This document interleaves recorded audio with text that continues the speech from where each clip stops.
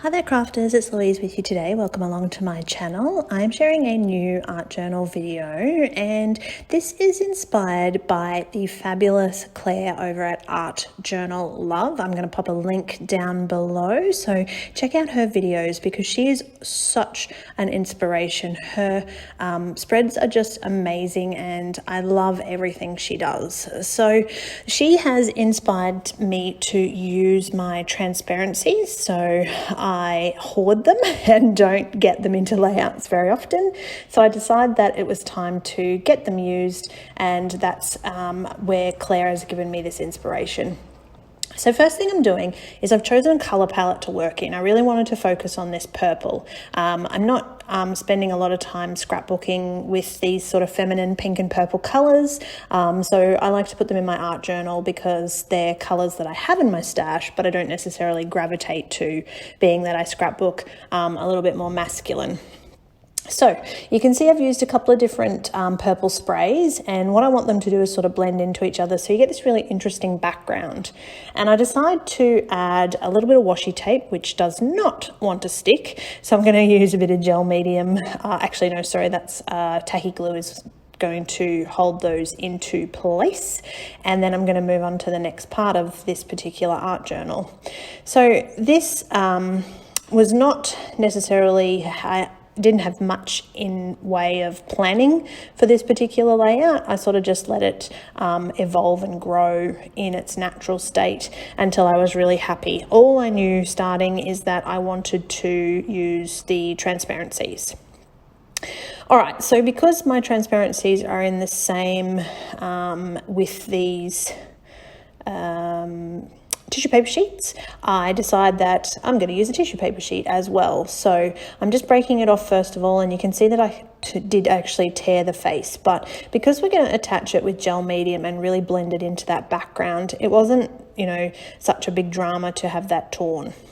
So here we are with the Dina Wakley transparencies, and I bought these because I thought they were cool. I had no idea how to use them, and thank you so much to Clare at Art Journal Love, who inspired me to get out my paints and paint behind them and attach them and really use them on my art journal layouts. So I decided that because I've got this purple going on, teal was going to be a great colour to contrast with that purple that I had in that background.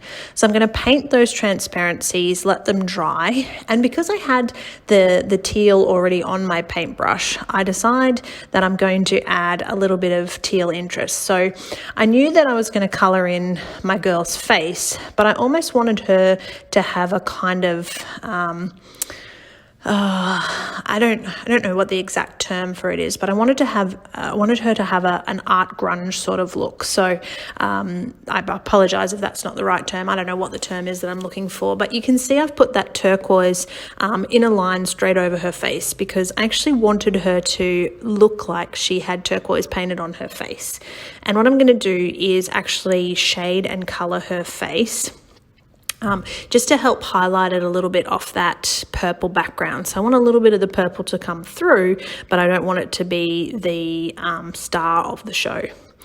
Now, of course, I had to add some circle stamps to go with my circled transparencies, so that was just a little bit of extra area of interest.